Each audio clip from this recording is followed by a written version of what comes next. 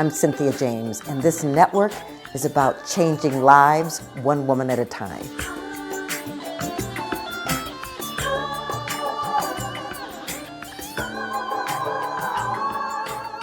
Hello and welcome to Women Awakening. I'm your host, Cynthia James, and there's a distinct honor that I have of introducing you to women that I consider to be powerful and inspiring. There's something happening on the planet in this moment where women are wanting to be more visible, be stronger, be clear, bring their gifts and bring their light. And I think it's because women really are emerging. And the planet needs our heart, our nurturing, our care, our kindness, and our brilliance. And so the women that I introduce you to are way showers, game changers, if you will. They are people that have decided to step out in ways that, may be scary for some, but they're extraordinarily gifted. And so I'm excited to introduce them to you. We do these every week.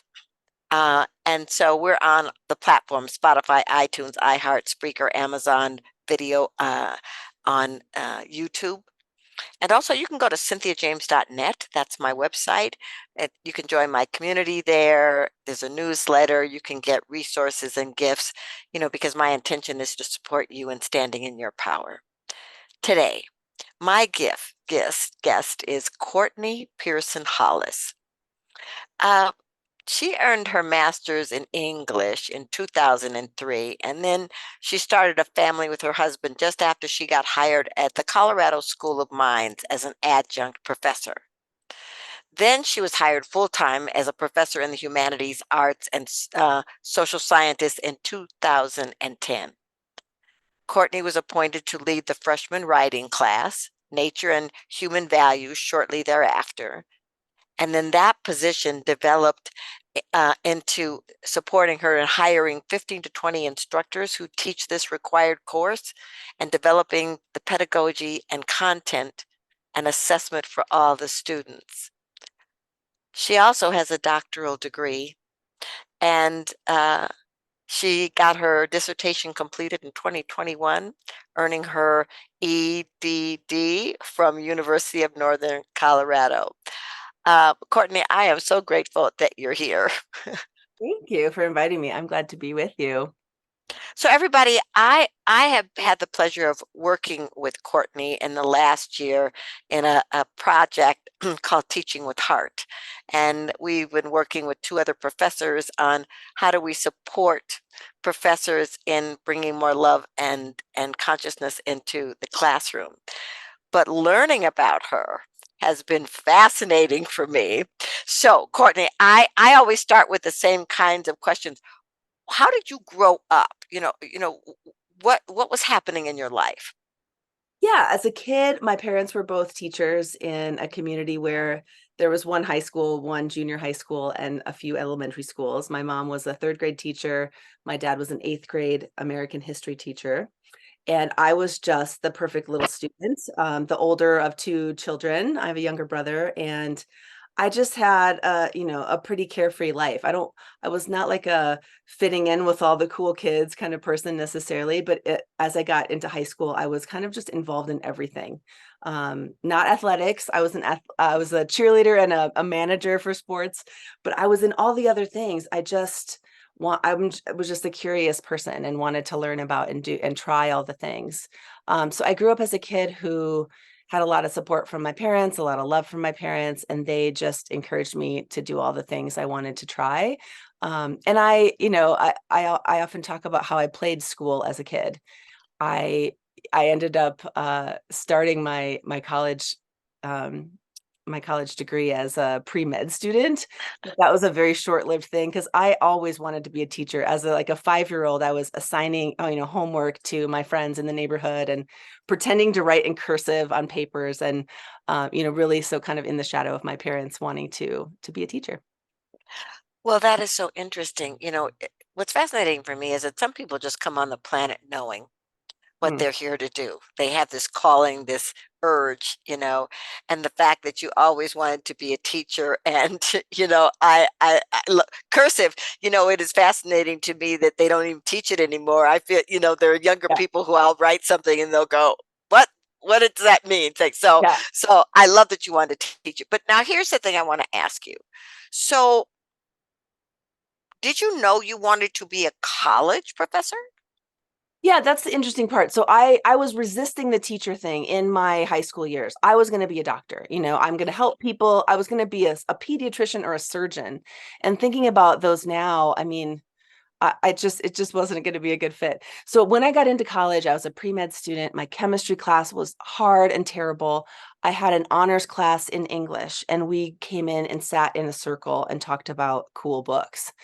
And I thought, whoa, okay, this guy gets to just show up and sit down in a circle and talk about books. That sounds pretty great. And so learning about what the path would be to become a teacher, to teach in college, you didn't need to do the student teaching part. You just, you get Ah, the degree and you go on. And I did some student teaching experiences in the program where I went and sat in at a middle school, and actually seeing my dad do all of that work for all those years, I knew I didn't want to be responsible for all of the extracurricular activities, all of the discipline issues, all of that stuff. I just wanted to be in the classroom and be teaching. Now, of course, I didn't really realize the full scope of what a professor does at that time, but it was really the right choice for me, I think, because I got to kind of stay in college where all the exploration and curiosity is kind of focused. And that's, yeah, I've loved just staying in college this whole time. well, and I just think that's so fantastic. But I just want to talk about ending up at a school of engineering. Right. That was not the plan. Because as it turns out, I don't really get to sit in circles and talk about books very much. I do other kinds of teaching more primarily. I've never really taught a literature class at Mines, because the Colorado School of Mines is a very focused school. I'm in a department where there are probably 20 different disciplines amongst the 20 some of us that are in the department, and we're all serving the institution in terms of the core curriculum requirements, the general education requirements. So students get to pick and choose from a variety of different ways to focus on humanities or social sciences. So my teaching has evolved to kind of fit the curriculum at Mines. And it's been great to be able to develop new courses. The main teaching I do is in science communication, helping students understand how to talk to the general public about the highly technical work that they're doing. And that class evolved from working with students and hearing them say things like, I want to talk to my best friend about what I'm doing in this class, but they just glaze over. Or my parents really want me to do well, but they have no idea what I'm actually working on. And I wanted to find ways to help them kind of bridge that gap and feel like they could talk about their passions without, eyes rolling and people being confused.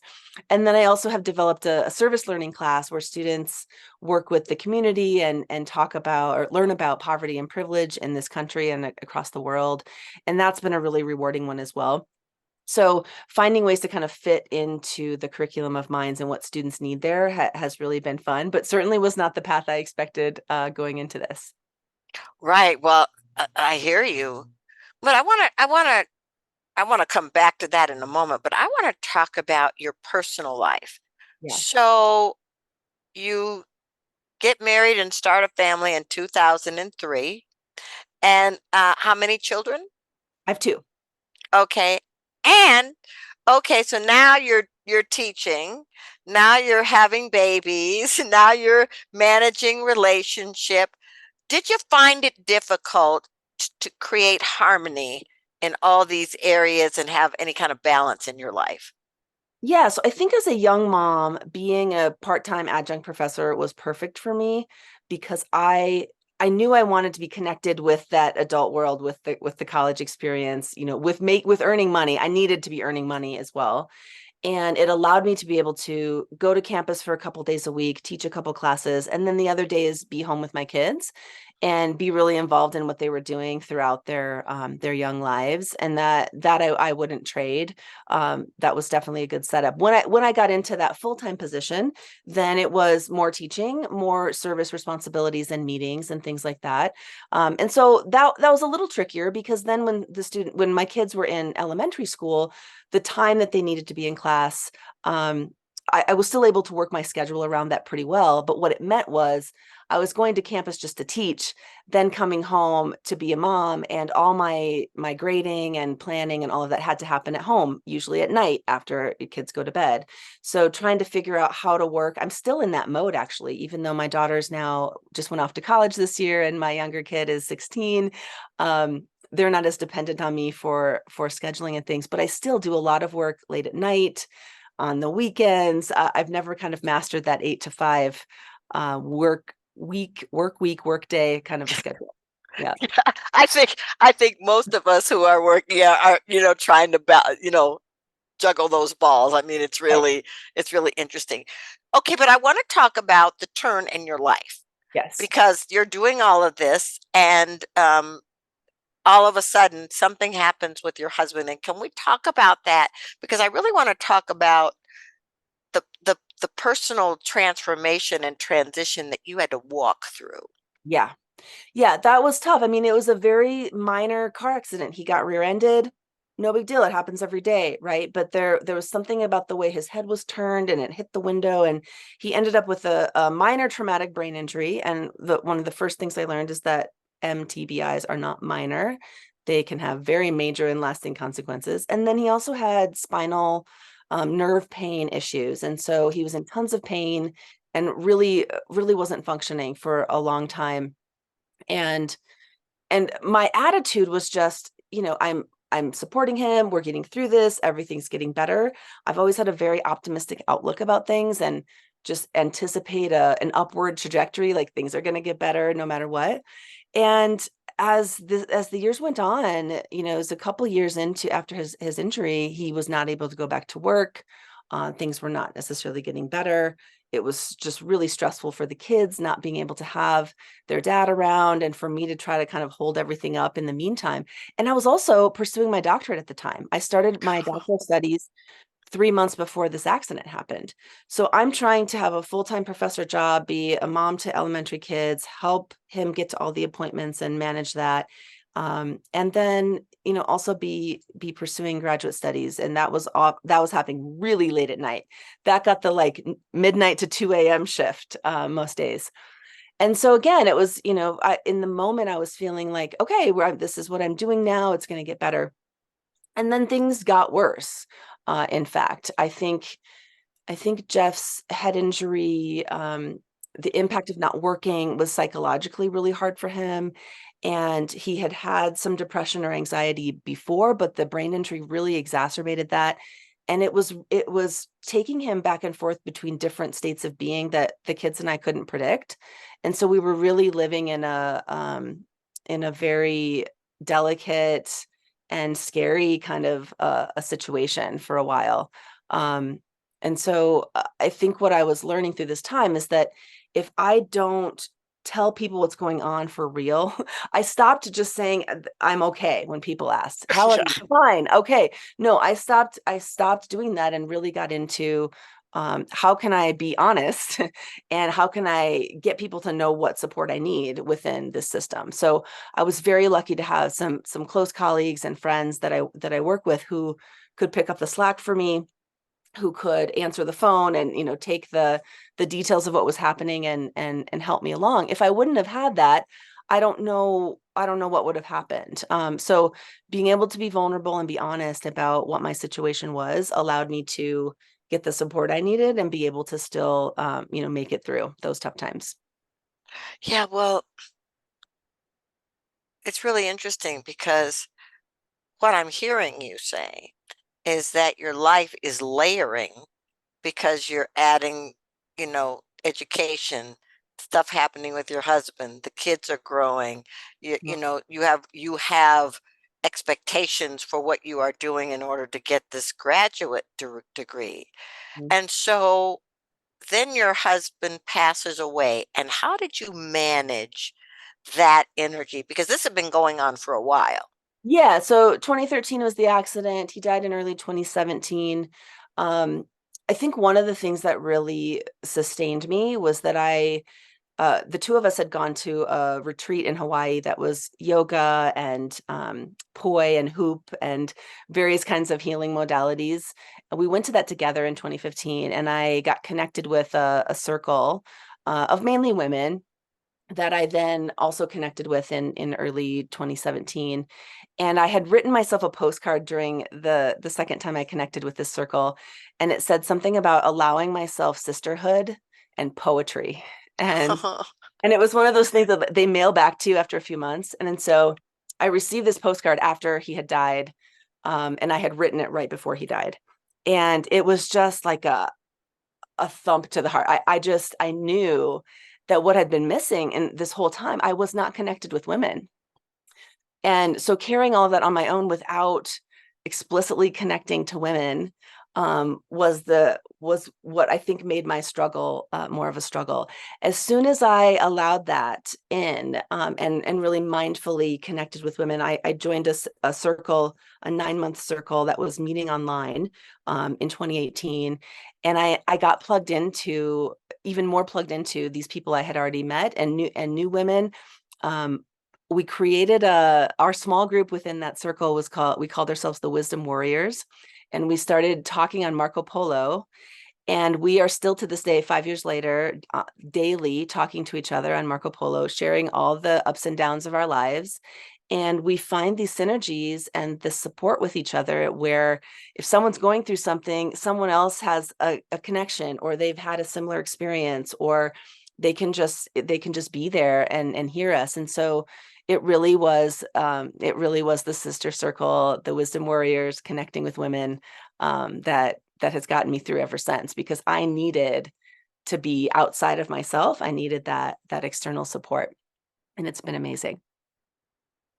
I'm in two mastermind groups, women, and there's something about the bonding of women and the ability to stand up for each other, lift each other up, nurture each other up wherever. I mean, it's quite an extraordinary thing. My husband says men don't know how to do it. Yeah. It's just so innate in women. So I love that you found your tribe. I love that you found this community that could support you.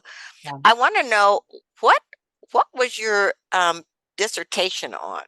Oh, yes. So that also came out of this whole experience. I was struggling to, get through my daily life and realizing I couldn't be a very good teacher to my students during this time. During certain times it was fine, but I was just barely scraping by and coming in unprepared, and I was doing my best, but I just wasn't able to give them my all. And I started thinking about all the students having similar experiences. I don't know what's going on in their lives. I don't know to what degree they're struggling. And so my dissertation became focused on student and faculty well-being. And I'm interested in the relationship between students and faculty. I knew that as a student, I needed to have professors who cared about me. I really didn't do well in the big state school. I did well in a smaller school where I could know the people and they could know me. And so I studied the interaction between students and faculty and how we contribute or take away from each other's well-being in the academic system, and especially in a system like a STEM school that's very high pressure, lots of competitiveness.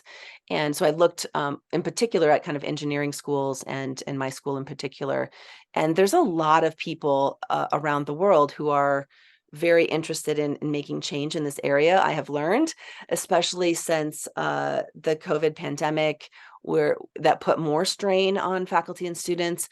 I think we're learning that we really need to be able to feel supported, feel resourced in order to do the best learning and teaching that we can. Yeah, well, I'm so grateful that you're doing that. I mean, one of the things that I've learned working with you in this year as we've been doing these cohorts is how many teachers are struggling to find their own harmony, their own balance, and then support kids who are trying to find their own harmony and balance. And then Right. how do you meet the expectations of the university that can create stress and mental, emotional, physical, spiritual stress. And so I love that. And how long did it take you to get your dissertation? Well, so I was completed with coursework right around the time Jeff died, and so I took a couple years to just acclimate. And then when I finally sat down to do the study and do the writing, it took about a year and a half. Yeah, so for anybody, any woman out here who's thinking about going to get her doctorate, what would you tell them? Oh, I would tell them that when there's a passion and there's the right program and you feel connected to the ideas and the people, go for it. I think I really lucked out in that I had a program that was online and kind of flexible with timing that was important as a mom. And then my advisor was just spectacular. I mean, she was the kind of caring, supportive teacher that I needed and that I want to be. And so, with all of these things that happened and delayed me, and all of these crises and traumas in my life throughout that process, if she would have been uncaring or didn't want to hear that or was very rigid about the structure or the timelines, I wouldn't have been able to graduate. And so finding the people that you can work with within a program, I think, is crucial, because some people are very tied to those rigid structures and kind of want to make you suffer to get a degree, and other people are more concerned about the learning and the connection and the research that can come from those pursuits. So Well, I find that so interesting, and I'm so grateful that you found that, because doing the work that you do today and having, our time together to witness the balance of your brilliance and the heart, the compassion that goes along with the work that you do, and how you want to support students. And so, how do people find out more about your work? well, in terms of the Teach with Heart grant that I'm working on with you and that program, we have a website, teachwithheart at minds.edu, twh.minds.edu. And I can be found on the School of Minds website as well, my office number and my email there. And yeah, I'd love to connect about that. I'm starting to allow myself to consider myself a writer, to write about these experiences. I've been writing a lot of poetry. So that back to that postcard, the poetry was the other thing Mhm. that I really connected with that week. And so I've been allowing myself to carve out time to just process things and write about how I see the world. And that's been really rewarding as well. So in the future, there will be more online about things I'm writing as well. I love that. Well, I ask the same last question of every guest. Okay. This show is called Women Awakening. What do you Mhm. think is the most important thing about women awakening on this planet at this moment? Yeah, I think it comes back to this connection piece that I found that I want for everyone. It's interesting that you said that men have trouble with this. I think it's true. There's kind of an innate um, and experiential drive towards this for women, but many women don't have it. And so, in the Wisdom Warriors, we talk all the time about how lucky we are to have this. And I think if you don't allow yourself to realize you need it, then you might not seek it out and cultivate it. So I think what women really need to be allowed to do is to allow themselves to seek this out, to ask for the help and the support that they need, because that's where the power comes. It's this opposite idea. We think if we ask for help, we're weak. No, like when we ask for help, that's where our power comes in. And just today, in the CoStar app, it said to me, create collective forms of care. That was just a little Mm. statement about my day. And I love that that came up today when I was going to talk to you, because that's what we're doing with our work together. We're creating collective forms of care. That's what I did to sustain myself through a lot of things. I found care, and it was in a collective form. And now I'm just really passionate about how to bring that to other people and help them see what care can bring into their lives, their self-care and their care for others and their communities. Well, I'm so honored to know you and to walk this path with you. Can't wait to read your writings and your poetry. I'm sure it's going to be spectacular. Thanks so much for being here. Thank you, Cynthia. It's great to talk with you. Okay, ladies, I say the same thing to you in different forms every week. This this moment in time is a very important time for women on this planet. I think that the earth, the children, people are crying for that nurturing nature that lives within the feminine. And so, whatever it is that's calling you, whatever it is that ignites you, whatever passion wants to be expressed through you, be brave, step out, look for it, ignite it, because the universe will support you. Thank you so much for being here, and I'll see you next time.